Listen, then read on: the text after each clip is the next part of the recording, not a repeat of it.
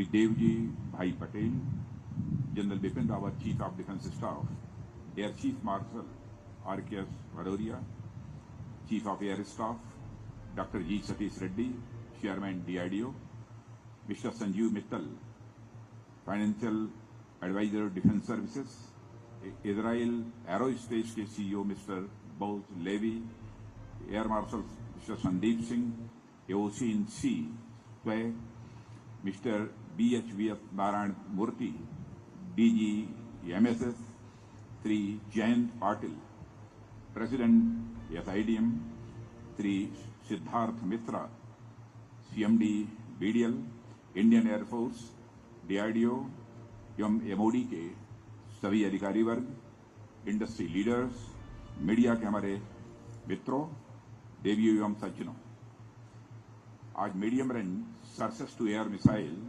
System की first firing unit का handover हमारी एयरफोर्स को किया जा रहा है। यह हमारी एयरफोर्स के साथ साथ मैं समझता हूं कि पूरे रक्षा क्षेत्र के लिए बहुत ही एक महत्वपूर्ण दिन है। इस अवसर पर मैं अपनी प्रसन्नता का इजहार करता हूं और इंडियन एयरफोर्स, DRDO और इजराइल एरोस्पेस इंडस्ट्रीज और अन्य सभी स्टेक होल्डर्स को अपनी ओर से हार्दिक बधाई भी देता हूं। मित्रों, यह मिसाइल सिस्टम आज दुनिया भर में उपलब्ध अब तक के state of the art missile systems में एक है। हमारी एयरफोर्स के लिए तैयार की गई यह सिस्टम DRDO और इजराइल एरोस्पेस इंडस्ट्रीज के ज्वाइंट डेवलपमेंट प्रोग्राम का मैं मानता हूं कि एक उत्कृष्ट मिसाल है। रक्षा क्षेत्र में हो रहा यह डेवलपमेंट वास्तव में भारत और इजराइल की घनिष्ठ साझेदारी में एक नई ऊंचाई का प्रतीक भी है। आज से पहले भी इन दोनों देशों के बीच गहरे संबंध रहे हैं, वह चाहे रक्षा के क्षेत्र में हो या स्पाइस बम्स और बैराक मिसाइल का सहयोग हो या फिर कोविड के खिलाफ लड़ाई में वैक्सीन के लिए दोनों देशों की कंपनियों का ज्वाइंट वेंचर हो। भारत और इजराइल के बीच एक अहम साझेदारी हमेशा यह कायम रही है। थोड़ा पीछे जाएं तो कारगिल युद्ध और थोड़ा और पीछे जाएं तो 1971 के वार, जिसकी हम आज स्वर्ण जयंती मना रहे हैं, में भी हमारे इस मित्र का सहयोग और समर्थन बराबर मिला है। आज का यह इवेंट उसी सीरीज में एक नई कड़ी और जोड़ता है, ऐसा मेरा मानना है। मित्रों, मुझे यह बताया गया है कि यह सिस्टम खराब मौसम में भी 70 किलोमीटर की रेंज तक कई लक्ष्यों को एक साथ भेजने में पूरी तरह से सक्षम है। अनेक कड़े परीक्षणों में इसकी सफलता इसकी विश्वसनीयता का प्रमाण है। विरोधी लड़ाकू विमानों, हेलीकॉप्टरों, UAVs और इसी तरह की अन्य सिस्टम्स को निपटाने में सक्षम यह मिसाइल सिस्टम हमारी एयर डिफेंस सिस्टम में एक गेम चेंजर साबित होगा, ऐसा मेरा विश्वास है। एयरफोर्स ने इस मिसाइल का इंडक्शन रक्षा क्षेत्र में आत्मनिर्भरता की ओर बढ़ते कदमों का भी एक बहुत बड़ा उदाहरण है। साथियों, जैसा कि हम सभी देख रहे हैं, आज ग्लोबल सिनेरियो काफी तेजी और अनएक्सपेक्टेड तरीके से बदल रहा है। इस बदलते ग्लोबल सिनेरियो में देशों के आपसी इक्वेशंस भी अपने इंटरेस्ट के अनुसार तेजी से बदल रहे हैं। चाहे साउथ चाइना सी हो, इंडियन ओशन रीजन हो या इंडो पैसिफिक हो या फिर सेंट्रल एशिया हो, हर जगह अनसर्टेनिटी की स्थिति देखी जा रही है। हाल का अफगानिस्तान का घटनाक्रम भी इसी तरह का एक उदाहरण है। बदलते जियो पॉलिटिक्स का प्रभाव ट्रेड, इकोनॉमी, पावर पॉलिटिक्स और उसी एवज में सिक्योरिटी सिनेरियो पर भी देखा जा सकता है।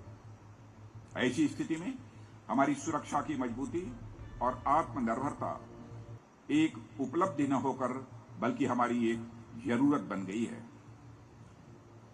साथियों, आज जब हमारी एयरफोर्स में हम state of the art missile system induct करने जा रहे हैं, तब मैं एक विजनरी को जरूर याद करना चाहूंगा, जिसने रक्षा के क्षेत्र में खासकर मिसाइल डेवलपमेंट प्रोग्राम में आत्मनिर्भरता की राह प्रशस्त की थी।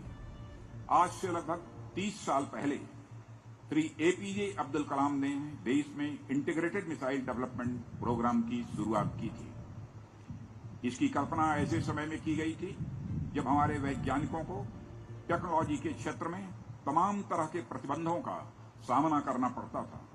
बावजूद इन सबके इस प्रोग्राम की सफलता ने न केवल मिसाइल डिफेंस में हमारी आत्मनिर्भरता सुनिश्चित की है, बल्कि यह भी सुनिश्चित किया है कि सीमा पार से आने वाले किसी भी प्रकार के खतरे को समय से पहले ही नष्ट कर दिया जाएगा। साथियों, पृथ्वी, अग्नि, आकाश, त्रिशूल और नाग मिसाइल्स के माध्यम से जिस आत्मनिर्भरता की कल्पना की गई थी, उसी विजन को सामने रखकर हम आज तेजी से आगे बढ़ रहे हैं।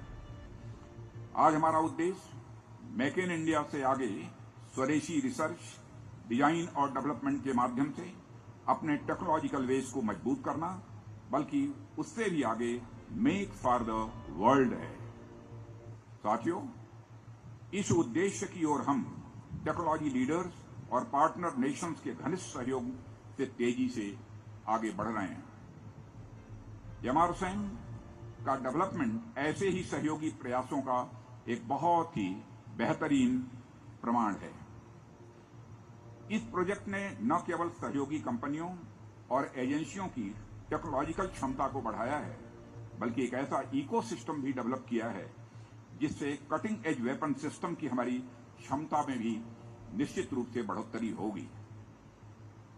साथ ही मुझे यह भी जानकारी दी गई है कि इस प्रोग्राम के डेवलपमेंट ने इंडिया और इजराइल दोनों देशों के डिफेंस इंडस्ट्रियल बेस को मजबूत करने में एक अपनी अहम भूमिका निभाई है।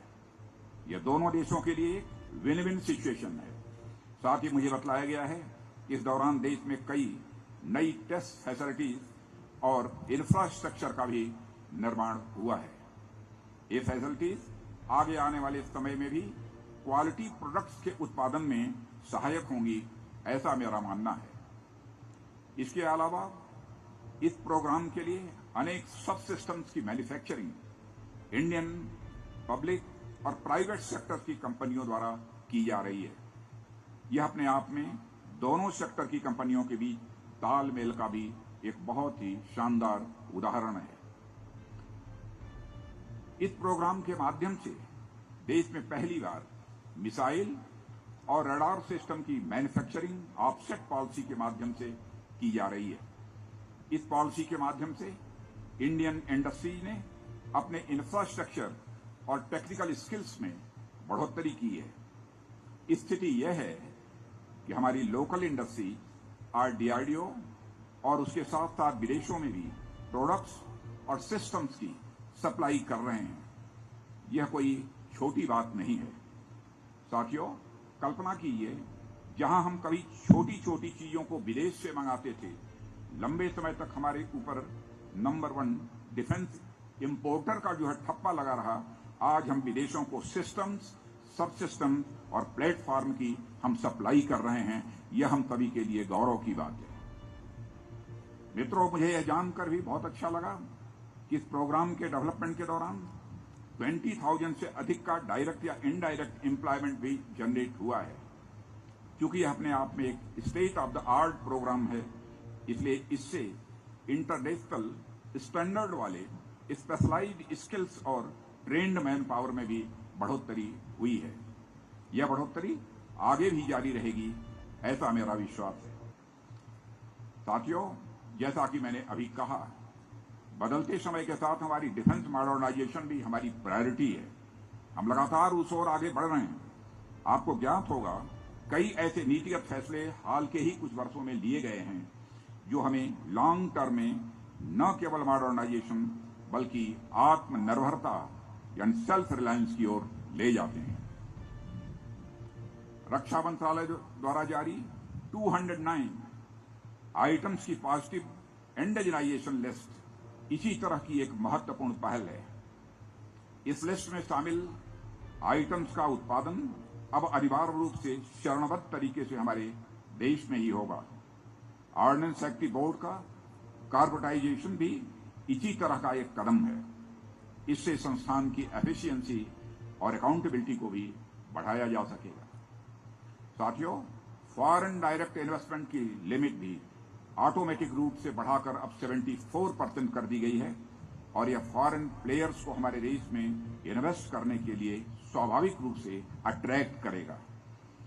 उत्तर प्रदेश और तमिलनाडु में 2 डिफेंस कॉरिडोर का निर्माण भी हमारी एक बहुत ही महत्वाकांक्षी योजना है। इन कॉरिडोर्स में रक्षा क्षेत्र के मैन्युफैक्चरर्स को सुविधाजनक तरीके से बुनियादी सुविधाएं मिल सकेंगी, जिनसे वे आसानी से डिफेंस इक्विपमेंट और सिस्टम का निर्माण भी वो कर सकेंगे।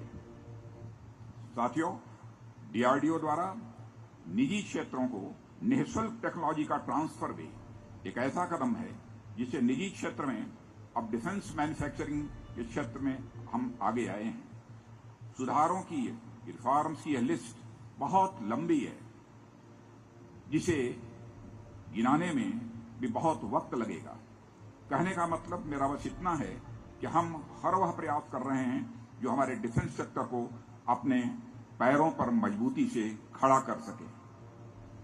मैं समझता हूं सशक्त सेनाओं से केवल देश की सीमाई सुरक्षा ही मजबूत नहीं होती है, बल्कि देश का ओवरऑल ग्रोथ भी सुनिश्चित होता है। इस प्रकार आज हम इस प्रोग्राम के हैंडिंग ओवर के अवसर पर देश की सुरक्षा और समग्र विकास के अपने संकल्प को पुनः दोहराते हैं और मुझे विश्वास है कि हमारा डिफेंस सेक्टर आने वाले समय में न केवल सशक्त और आत्मनिर्भर बनेगा, बल्कि पूरी दुनिया के लिए डिफेंस सिस्टम का एक मैन्युफैक्चरिंग हब भी बनेगा। इसका रास्ता इसी तरह के प्रोग्राम से होकर ही गुजरता है। इस अवसर पर अधिक कुछ न कहते हुए एक बार फिर से इंडियन एयरफोर्स, डीआरडीओ और साथ ही साथ इजराइल एयरफोर्स, इंडस्ट्री और सभी स्टेक होल्डर्स को मैं अपनी तरफ से हार्दिक बधाई देता हूं और आपके भविष्य के प्रयासों के लिए अपनी हार्दिक शुभकामनाएं भी देते हुए अपना निवेदन समाप्त करता हूं। धन्यवाद। Ladies and gentlemen, we shall now commence handing over of mementos. I would like to request Chief of the Air Staff, Air Chief Marshal Rakesh Kumar Singh Bhadoria to kindly present a memento to Honorable Raksha Mantri